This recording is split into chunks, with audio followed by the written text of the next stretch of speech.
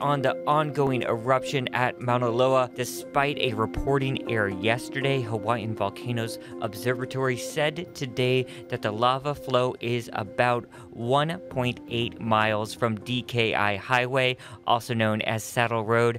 HVO also discussed the developing news of a new overflow being reported. So the reports that we got, again, these are preliminary reports from this morning. The reports that this overflow was about 4 kilometers upslope from the front.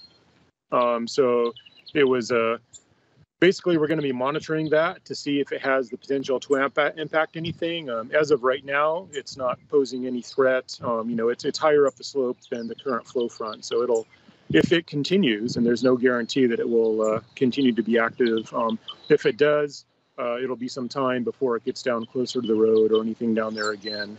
So it's a breaking development. We'll monitor it closely. It was about 4 kilometers up this morning.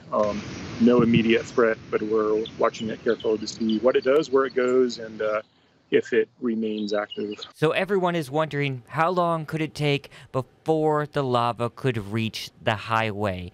Here's the latest update from HVO's David Phillips. A range of values were given, and it was kind of like, well, here's the worst case scenario, the soonest possible, but it'll probably be longer. And it's very easy for people to remember, oh yeah, it was, they said it could be a couple days or it could be a week, but it's constantly changing, and there's a range of different models. And based on the behavior right now, we don't really have an estimate of a time or a place or an if that has a very strong probability just based on the current activities. Also today, we got a really cool up-close look at a lava flow from Matt Patrick with USGS. I'll just play out what he had to show us. And yeah, on the overflight today, we saw this, as Dave said, an overflow on the east side of the flow behind the leading tip of the flow that might be robbing some supply from the leading tip of the flow. But here I'll pan around so that you get a sense of what the channel looks like. There's Mauna Kea. And then we're looking up the channel. And then I think you can see Fissure 3 there with the gas plume, with the spattering just above the cone. And at today's media briefing held just hours ago, Mayor Roth reported this troubling news about some people going where they're not supposed to. Yeah, so the area off of Saddle Road towards the lava, that is all off limits. That's DLNR land, and they've already put out statements saying that's off land, off. It's also PTA land up there, Pakala training area, and we definitely don't want people going into that area and Hawaiian homelands. All three of those entities have said that those areas are off limits. We have seen some stuff on social media where people are bragging about going out there, putting marshmallows up by the flow.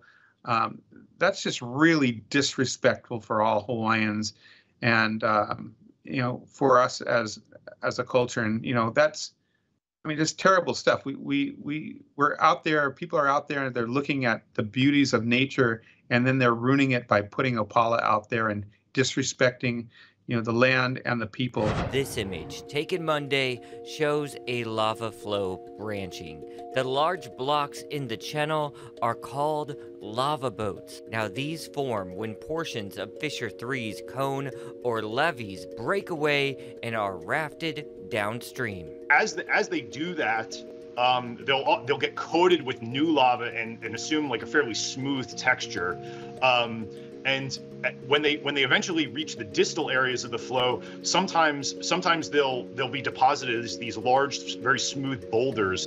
And check out this new aerial image of Fissure 3 erupting. Take a look at how defined that spatter cone has become. There's something else that can take shape here, known as a spatter bomb. As it flew through the air from Fissure 3, the molten lava stretched and started to break apart as it was cooling. And as this bomb came to rest on the ground, it continued to cool and solidify, and it ended up taking this elongated shape. Once again, a big thanks to USGS for continuing to supply us with those images. And if you want to see more just like that, head to our gallery of hundreds of photos on our H&N digital platforms. We also have a new eruption playlist started on our YouTube page.